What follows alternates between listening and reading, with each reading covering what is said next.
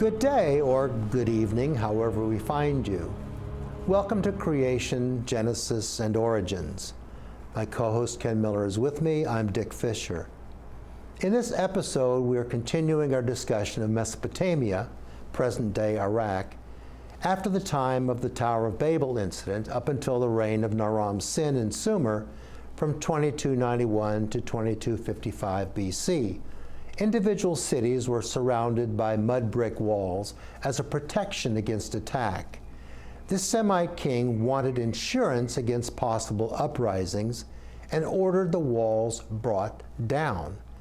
These cities then became dependent upon the military might of the Semite king.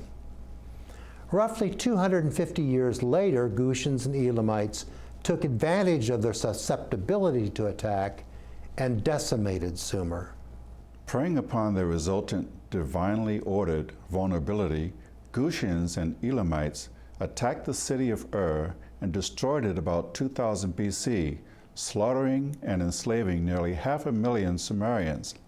A Sumerian scribe set down what is now called Lamentations over the destruction of the city of Ur. These are a few lines. On its walls they lay prostrate. The people groan. In its lofty gates where they were wont to promenade, dead bodies were lying about. In its boulevards where the feasts were celebrated, they were viciously attacked. The Sumerian scribe further lamented over the temple. In all its streets where they were wont to promenade, dead bodies were lying about. In its places where the festivities of the land took place, the people were ruthlessly laid low. The lofty, unapproachable mountain, Ekisegal, its righteous house by large axes, is devoured. Naming the Gutians and Elamites as defilers of the temple, the scribe spat out his hatred against the destroyers, who made of it 30 shekels. To the Sumerians, 30 shekels signified degraded value, something of great size or worth treated trivially as if it had little weight or value. Gilgamesh put on a coat 50 minas in weight, but to the mighty king of Erech it was as 30 shekels. What irony that a Sumerian scribe would use a term to describe a horrible act of desecration, a term that reappears 2,000 years later. The life of a slave was set at 30 shekels in Exodus 21:32, indicating its meager value. In Zechariah 11:12-13, the prophet is paid 30 pieces of silver for his work, and he casts them to the potter in the house of the Lord. In Matthew 26:15, a traitor named Judas was rewarded in similar measure as payment for the life of another king, and this too was cast down in the temple. The Pharisees knew only one meaning. What was intended as an insult to Christ was, by its earlier definition, a bestowment of honor. He who was treated as if he had little value was of great value indeed. The collapse of Sumerian civilization cast a pall across the entire Near East. This comes from Harriet Crawford, who wrote Sumer and the Sumerians. The fall of the city of Ur to the Gutian hordes about the year 2000 BC was seen in contemporary thought as the end of civilization itself. The defeat of Ibbi-Sin, last king of the Ur III dynasty, was the defeat of one of the gods. His dynasty had been in supreme control of the Sumerian plain for more than a century, and had presided over what was in many ways the peak of Sumerian achievement. In fields like architecture and engineering, as well as in literature and the arts, new levels of technical excellence had been reached. The collapse of one of the oldest and most sophisticated kingdoms the ancient world had seen must have seemed like an unimaginable disaster that may well have had reverberations around the Near East, as well as in Mesopotamia itself. As mysteriously as the Sumerians arrived on the plain, they vanished after the fall of the cities, leaving inscribed clay tablets and mounds of crumbling mud bricks behind as mute evidence of their once highly cultured existence. Commonalities between king lists found in the Indus Valley with similar lists uncovered in Sumer suggest that remnant Sumerians may have contributed in small degree to the population of India. Indian historians confirm the presence of Sumerians, or at least nomads from that region, although they look to have been assimilated over time, adding to the ethnic complexity of the Indian culture. Perhaps some died as slaves, while others disappeared in bands of migrant herdsmen, while still others may have been absorbed into surrounding cultures. After the destruction of Sumer, individual Semite kings struggled to hold on to their respective cities to no avail. Their small bastions of power proved no match for attacking hordes thirsting for spoils that lay just behind the mud brick walls. The last king of Larsa, Rim-Sin, was defeated by the great Babylonian king Hammurabi, bringing an end to the domination of the Mesopotamian region by the Semitic Amorite kings. The date was shortly after 1800 BC. The new kingdom was Babylonia. The peoples that emerged from the region would be known only as Semites, and once proud Sumer was a slowly dimming memory. A new chapter of biblical history had begun in the land of Canaan, in a region that would come to be called the Holy Land. Early explorers ventured into the land of Arabian Nights, seeking adventure, fame, prestige, honor, glory, knowledge, trinkets, and a certain elusive tower. From the latter part of the 16th century AD, three testimonials emerged: that of Railwolf, the adventurous physician of Augsburg, traveling 1573 to 76, one from the Venetian jeweler Balbi, 1579 to 80, and another by a contemporary of Queen Elizabeth I, the English merchant Eldred, 1583, all of whom descended the Euphrates in a boat, landed at Fallujah, and proceeded across Iraq to Baghdad. They all spoke vaguely of the ruins of the mighty city of Babylon, the Tower of Babel, and the Tower of Daniel, that they pondered near Fallujah or on their way to Baghdad, or New Babylon, as it was then called. It is nonetheless out of the realm of possibility that a traveler who disembarked at Fallujah, heading due east and arriving at Baghdad after 1.5 days' journey, could have passed or even seen the ruins of Babylon. In his historical rendition, H.V. Hilprecht reckoned the monument seen was the imposing brick structure of Archaeological, situated about 9 or 10 miles west of Baghdad, a gigantic ruin every traveler crossing from Fallujah to Baghdad must pass and wonder at. Standing in awe of the 100-foot-tall, misidentified tower, Elder described it in 1589. Here also are yet standing the ruins of the old Tower of Babel.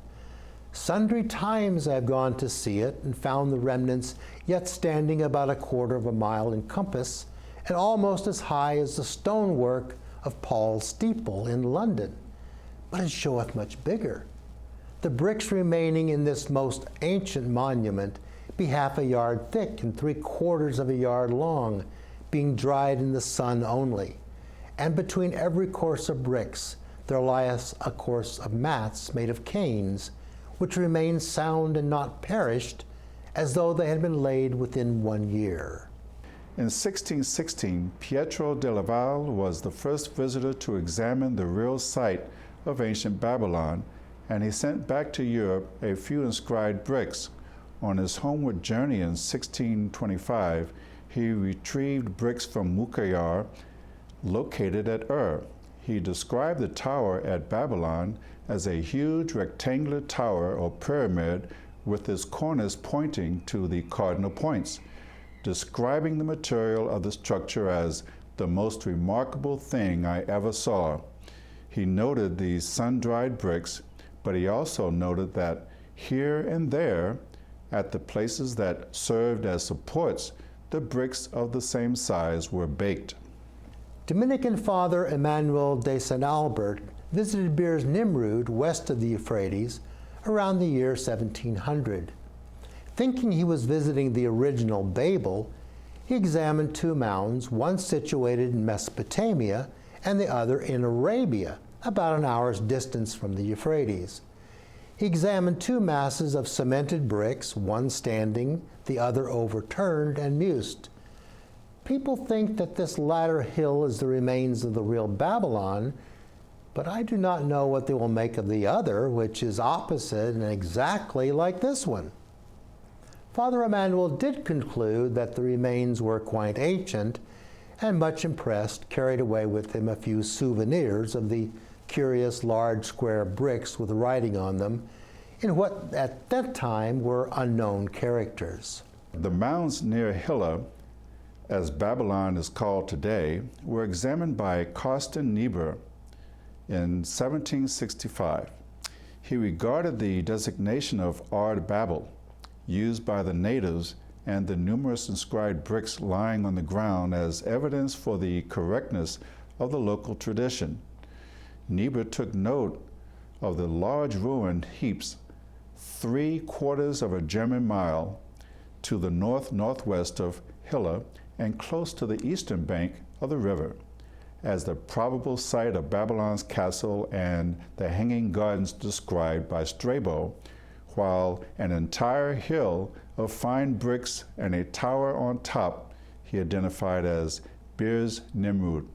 Residing at Baghdad from 1780 to 1790, Abbé de Beauchamp, in his official capacity as the Pope's Vicar General of Babylonia, paid 2 visits to the ruins of Babylon, describing the area as located in the district of Hilla. By his reckoning, the ruins were situated about 1 league to the north on the opposite, or left side of the Euphrates, exactly under the mound of the Arabs called Babel. Besides the mound itself, the ruins of Babylon consisted chiefly of bricks scattered about. There is in particular an elevation which is flat on the top, of an irregular form and intersected by ravines.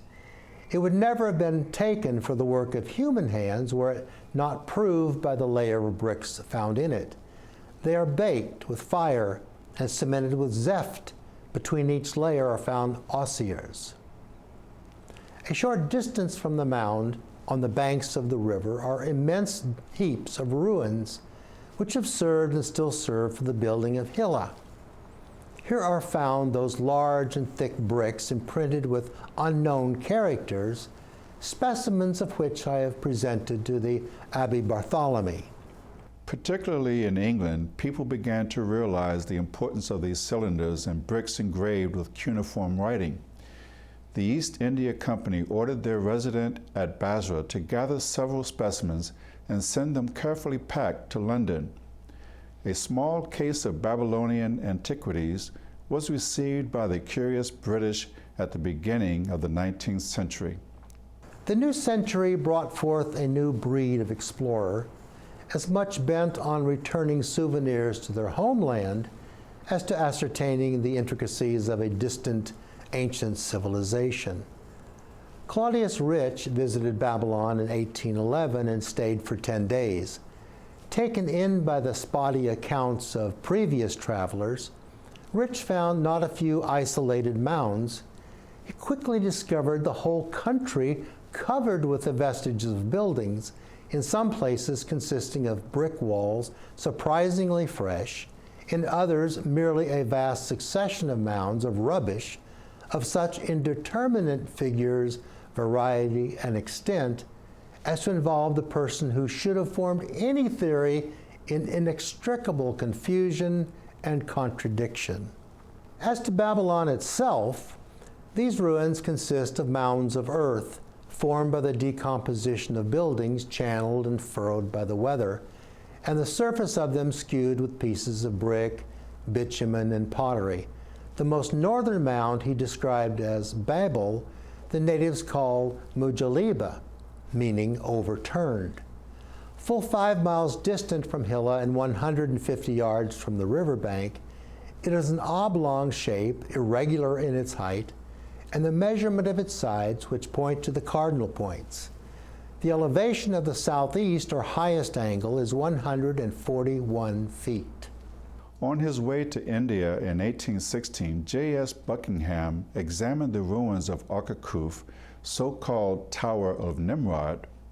Although the interior of the ruin was comprised of sun-dried bricks, Buckingham took note that the exterior surface had been coated with furnace-baked bricks. Well acquainted with pyramids from his sojourns in Egypt, Buckingham recognized the mound as having been a stepped pyramid or stage tower. A veritable mine of information on monuments, inscriptions, and antiquities of Babylonia surfaced in the early 1800s when Sir Robert Kerr Porter compiled 2 volumes of his extended travels in Western Asia. He inspected the 4 principal Babylonian ruins that had become the center of attention: Akhurkuf, El Birs, or Birs Nimrud, Babel, El Ohmir at Kish, and a number of other mounds in the general vicinity. As were his predecessors, Porter was disinclined to believe Mujaliba was the famous tower and offered evidence in support. On the ruin at Akhurkuf, he commented, "I should suppose the mass we now see to be no more than the base of some loftier superstructure, probably designed for the double use of a temple and an observatory, a style of sacred edifice common with the Chaldeans, and likely to form the principal object in every city and town devoted to the idolatry of Baalis and the worship of the stars." From his examination on the huge mass of buildings at Birs Nimrud, Porter opined that this extraordinary ruin as it stood was doubtless representing the Tower of Babel, built by Nimrod and partially overturned by the divine wrath. A few years later, vitrified bricks were discovered bearing the inscription of Nebuchadnezzar, who ruled Babylon from 605 BC to 562 BC. Not enough was known in the early days of Mesopotamian exploration to piece together the history of the tower, likely constructed originally between 2400 and 2050 BC. Expecting to find an ancient structure, they looked for signs of sheer antiquity. Such was not to be seen, however, as Syrian king Sennacherib sacked Babylon, destroying the city and the tower itself, dumping the bricks in a canal. The existing ruins of Babylon date from the period of Nebuchadnezzar II, and so thorough was Sennacherib's destruction of the city in 689 BC that after several years of work, Dr. Koldewey concluded that all traces of earlier buildings had been destroyed on that occasion. This was a pattern seen often. The following inscription was repeated to the point of monotony in the annals of Assyrian kings when an enemy city was captured. "I despoiled it, burned it down with fire, and converted it into a heap of ruins and deserts." King Nebuchadnezzar continued the reconstruction begun by his father during a period of recovery after the Assyrian conquest, and the inscriptions match up with what Porter would have expected. Whether Birs Nimrud, an enormous tower regarded by many of the native Arabs as the Tower of Babel, or the mound at Babel stands where the ignominious tower itself once stood, or whether these are simply towers of curiosity in a land replete with weathering mounds of brick, has long been a subject of dispute. Excursions by successive travelers in the early 1800s provided only meager additional news. Fraser and Loftus traversed almost the entire length of the alluvial plain and reported what was received back home as startling news. The whole surface was literally covered with large towers, extensive mounds, and numerous smaller ruins, with frequent traces of ancient canals, fragments of bricks, statuary, and many other objects of high antiquity. Perhaps the first to adequately prepare himself for a life of adventure was Sir Austen Henry Layard. He mastered Arabic letters, studied Persian, learned how to use a sextant, and even did a cursory study of medicine to include Oriental diseases. In his first expedition from 1845 to 47, he sent agents to probe several prospective sites between the Tigris and Zab rivers, turning his own attention to the southwest corner of Nimrud, where he uncovered the first bas-reliefs. Near the west edge, he found a crouching lion, the torso of a pair of giant winged bulls, winged lions, and in the center of the mound, a 9-foot-tall human figurine. In addition to inscriptions and sculptures, vast edifices were found in the interior of the mound of Nimrud. Layard returned to Babylon in 1850 and explored the region, beginning operations at Babel. He exposed massive piers and buttresses of brickwork, frequently bearing the name of Nebuchadnezzar. But no clues emerged as to the original character of this enormous structure. He turned next to the shapeless mass of broken walls known as Al-Qasr, the palace. Once again, his labors produced no positive results. No antiquities of mention were found at Tel Amran ibn Ali, and several smaller mounds were explored with no better results. Disappointed, Layard discontinued digging in the ruins of the famous but erstwhile elusive metropolis of Babylon and set off for Nippur, biblical Calneh, where a 95-foot dilapidated tower stood guard over the plain beneath. Here too, Layard was met with discouraging results and with nothing to show for his months of labor, finally left this inhospitable, malaria-ridden region forever. The French found interest in the area in 1851, sent a team directed by Fulgence Fresnel, assisted by Assyriologist Jules Aupert. After initial explorations in Mosul on a raft of 300 goatskins, they embarked upon the Tigris for Baghdad. There they delayed for several months until a rumor began to circulate that a golden statue of Nebuchadnezzar had been found at Babylon, which set them immediately in motion and heading south. In July 1852, operations began at the Qasr with a modest to negligible results. The most imposing of all the mounds is Babel, at the northern end of the vast complex. The French explorers dug to a limited degree at the base and on top, where they found a few common bricks, pieces of stone and glass, and part of an inscription in Greek. Unhappy with their finds and believing that ancient Babylon covered a much larger area, the French pushed out to other mounds which likewise yielded insignificant results. After 2 years of effort, the weary French explorers left Babylonia. The antiquities recovered, which included a marble vase of Naram Sin, were placed aboard a French boat that sank in the muddy waters of the Tigris. J.E. Taylor began exploration of Muqayyar at Ur toward the beginning of 1854. Standing at a height of 75 feet, it is a Sumerian-style two-storied structure in the shape of a rectangle. After ascending the stage tower, perforated with many air holes, the team drove a tunnel into the center of the mound. Taylor became convinced the entire building was constructed of sun-dried bricks in the center with a coating of massive burnt bricks with layer of reeds between them, encased by a 10-foot thick wall of kiln-burnt inscribed bricks. At the four corners, Taylor discovered commemorative clay seals inscribed with the names of the builders or restorers, a pattern found to be repeated at other sites. It was later established that this had been the famous temple of the moon god constructed at Ur, once looked upon by Abraham, probably as a monument of fertility.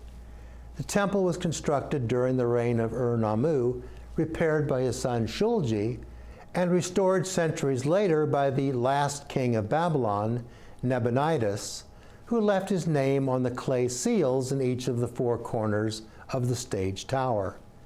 The inscriptions also closed with a prayer for the safety of the king's son, Belshazzar, named in Daniel 5:1-30, appointed as co-regent, who was later defeated by Persian ruler Cyrus, 580-529 BC, and subsequently murdered soon after Babylon was conquered once again.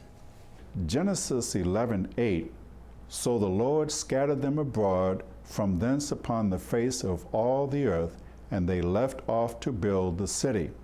The traditional interpretation of the dispersion at Babel has been that the total population of the world was confined to the land of Shinar in the post-flood era. They were all Noah's progeny, all spoke a common language, and they became engrossed in building the Tower of Babel. The Lord confounded them, and off they went in different directions, muttering Aztec, Mandarin, Swahili, and the like.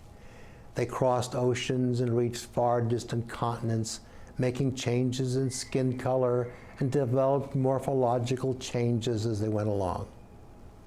This interpretation has persisted in spite of both biblical and extra-biblical evidence available all along that nullifies this erroneous interpretation.